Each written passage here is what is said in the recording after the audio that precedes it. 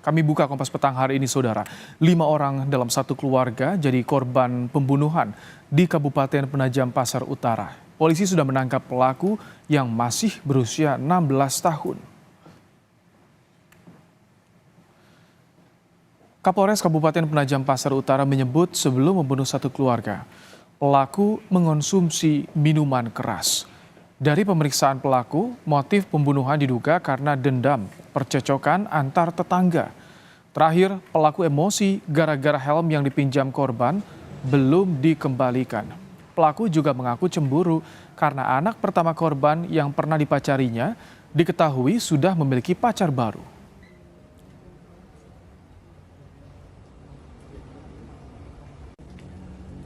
Motifnya adalah berawal dari rasa dendam dari pihak pelaku dengan pihak korban yang diawali beberapa permasalahan antara tetangga satu dengan yang lainnya, sehingga puncaknya tadi malam yang diawali oleh pelaku ini mabuk duluan, kemudian pulang ke rumah.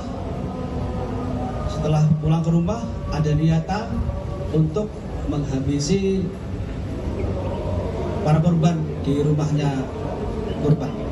Ada 5 orang, bapak, ibu, 3 orang anak.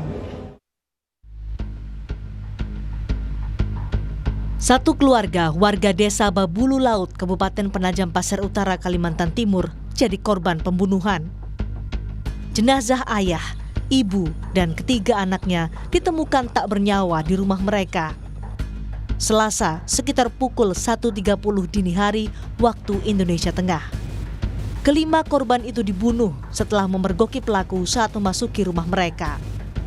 4 jam setelah kejadian, polisi menangkap seorang pelaku beserta senjata tajam yang digunakan untuk membunuh korban. Pelaku adalah remaja berusia 16 tahun yang juga tetangga korban. Berawal dia dari mabuk, kemudian ada niat dia untuk mencuri di situ. Begitu ketahuan bapaknya, kemudian membunuh bapaknya. Kemudian anaknya teriak, kemudian dibunuh sekali, ada 5 orang. Memberikan keterangan sebagai saksi. Dari hasil keterangan saksi tersebut ada indikasi dia tidak memberikan keterangan sebenarnya. Kemudian kita lidik, ternyata dialah pelakunya. Setelah membunuh satu keluarga, pelaku juga mencuri 3 handphone serta uang tunai Rp363.000 milik korban. Pelaku kini dijerat pasal pembunuhan berencana dengan ancaman hukuman mati atau pidana seumur hidup. Yanuaris Wandanu, Kompas TV, Penajam Pasar Utara, Kalimantan Timur. Kita bahas kasus pembunuhan satu keluarga di Penajam Pasar Utara bersama ahli psikologi forensik Reza Indragiri. Selamat petang, Pak Reza. Selamat petang, Assalamualaikum. Waalaikumsalam warahmatullahi wabarakatuh. Pak Reza, dari sisi psikologi ini bagaimana pelaku yang masih berusia 16 tahun bisa merencanakan pembunuhan satu keluarga, 5 orang korban, Pak Reza? Berencana, justru kata itu yang terus terang mengganggu pemikiran saya. Di satu sisi, mungkin juga masyarakat berharap bahwa pelaku ini akan dihukum seberat-beratnya. Apalagi tadi ketika dikatakan bahwa pelaku akan dikenakan pasal pembunuhan berencana. Tapi persoalan muncul ketika Kapolres sendiri yang menyebut bahwa pelaku ini mabuk. Menjadi sulit untuk pembuktiannya bahwa yang bersangkutan sungguh-sungguh berencana apabila pada saat yang sama diasumsikan bahwa yang bersangkutan mabuk. Kalau yang bersangkutan mabuk, berarti yang bersangkutan mengalami kesulitan untuk berpikir secara tanda petik sempurna untuk melakukan kalkulasi terhadap target, insentif, sumber daya, dan resiko kejahatannya. Karena yang bersangkutan mabuk, maka saya pikir sulit sekali kepada yang bersangkutan akan dikenakan pasal pembunuhan berencana.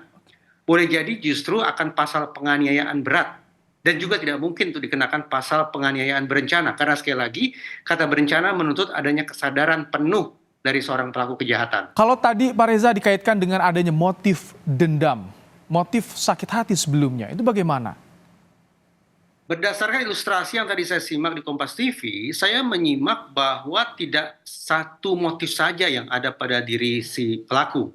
Tidak hanya dendam, bahwa yang bersangkutan juga kemudian mencuri barang sedemikian rupa mengindikasikan adanya motif instrumental.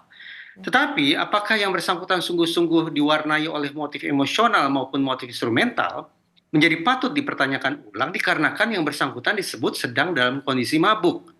Kalau dalam kondisi mabuk, jangankan kita selaku pengamat, yang bersangkutan pun belum tentu akan bisa menjelaskan secara jernih apa sesungguhnya latar belakang atau motif di balik aksi kejahatannya tersebut. Pak Reza, ini yang juga perlu dicermati. Setelah kasus pembunuhan, pelaku juga sempat melapor dan sempat menjadi saksi ke polisi, namun akhirnya ternyata terungkap bahwa ia yang merupakan pelaku. Bagaimana dengan timeline seperti itu menurut Anda, Pak Reza? Biasa, tadi saya katakan, seorang pelaku pembunuhan atau pelaku kejahatan secara umum yang sungguh-sungguh berencana untuk melancarkan suatu aksi, maka salah satu unsur yang harus dia kalkulasi adalah unsur resiko. Bahwa menyadari dia berhadapan dengan resiko hukum, berhadapan dengan konsekuensi yang barangkali tidak menyenangkan, maka dia harus berpikir tentang bagaimana menghindari atau melarikan diri atau meniadakan resiko tersebut. Nah, pada kasus ini tampaknya pelaku membangun rencana untuk menghindari resiko dengan membangun alibi sedemikian rupa, bermain drama bahwa seolah-olah dia adalah seorang saksi belaka. Bukannya kalau membangun skenario, membangun alibi seperti itu, apakah ada indikasi bahwa itu direncanakan atau bagaimana? Tepat. Karena itu menurut saya apabila pihak kepolisian ingin mengenakan pasal pembunuhan berencana kepada pelaku, maka lebih hati-hati pada saat yang sama untuk mengangkat narasi tentang kemungkinan pelaku dalam kondisi mabuk. Karena kondisi mabuk justru mendorong seseorang untuk berperilaku jahat bukan secara berencana, melainkan secara impulsif. Kalau sudah impulsif, maka pembunuhan yang dilakukan adalah pasal pembunuhan tanda petik biasa, pasal 338, sementara kalau pasal pembunuhan, pasal 340, yang mengharuskan yang bersangkutan punya kesadaran dalam kondisi yang utuh.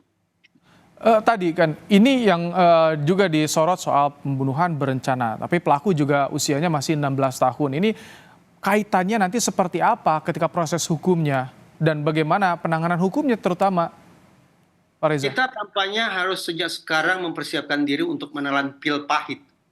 Pasalnya, betapapun seorang anak melakukan perbuatan jahat sedemikian keji, betapapun kepada dia dikenakan pasal pembunuhan berencana, tetapi Undang-Undang Sistem Peradilan Pidana Anak mengatur bahwa anak yang melakukan tindak pidana dengan ancaman hukuman maksimal berupa hukuman mati atau hukuman seumur hidup, faktanya nanti maksimal hanya akan dihukum 10 tahun saja. Oke. Meskipun menewaskan 5 orang. Tepat. Berapapun yang dia habisi, berapapun harta yang diambil, betapapun keji perbuatannya, tetapi suka tidak suka undang-undang mengharuskan kita untuk berpikir sejak sekarang bahwa kepada pelaku dikenakan hukuman tidak lebih dari 10 tahun saja. Baik. Karena itulah saya berulang kali merekomendasikan harus ada revisi terhadap Undang-Undang Sistem Peradilan Pidana Anak sebagai jawaban terhadap kondisi anak-anak yang belakangan ini semakin lama semakin brutal. Baik, Pak Reza, ada motif sementara diketahui soal dendam. Ini pelaku dan korban saling mengenal, tentu bertetangga. Bagaimana untuk mendalami kejiwaan pelaku ini, karakter dari pelaku ini, dan kaitannya dengan pembuktian Saya nanti? justru acap bertanya kepada pihak kepolisian, kenapa dalam sekian banyak kasus seperti bergairah sekali untuk melakukan pemeriksaan kondisi psikologis untuk mendapatkan potret tentang kondisi kepribadian, kemungkinan adanya kondisi-kondisi khusus pada diri pelaku kejahatan. Saya justru mengatakan pemeriksaan psikologis sebatas untuk dilakukan untuk memastikan bahwa seorang pelaku sungguh-sungguh waras, sungguh-sungguh sehat, sungguh-sungguh rasional. Karena hanya dengan temuan atau asumsi semacam itu sajalah, maka yang bersangkutan akan dikenakan proses hukum. Tapi sebaliknya, kalau proses pemeriksaan psikologis justru menemukan tanda petik sisi-sisi gelap atau sisi-sisi abnormal pada kepribadian pelaku, maka boleh jadi kita harus berpikir tentang bagaimana pasal 44 bisa dimanfaatkan oleh pelaku. Sayang beribu sayang, keinginan kita agar pelaku kejahatan dihukum berat, ternyata justru menjadi blunder akibat adanya pemeriksaan psikologis itu sendiri. Tapi bagaimana proses hukum yang harus ditegakkan agar ada keadilan bagi keluarga korban, Pak Reza? Saya tidak tahu. Makanya sejak tadi saya katakan, bersiaplah bagi kita semua untuk menelan pil pahit. Tetapi kalau memang hukum positif dalam pengertian undang-undang membuat kenyataan hukum yang bertolak belakang dengan ekspektasi kita, barangkali ada sanksi sosial yang bisa dikenakan kepada pelaku.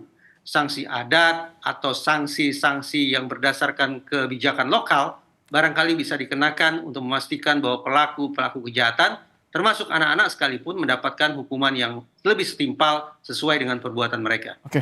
Terima kasih Pak Reza Indragiri untuk pandangannya dalam program Kompas Petang sore hari ini.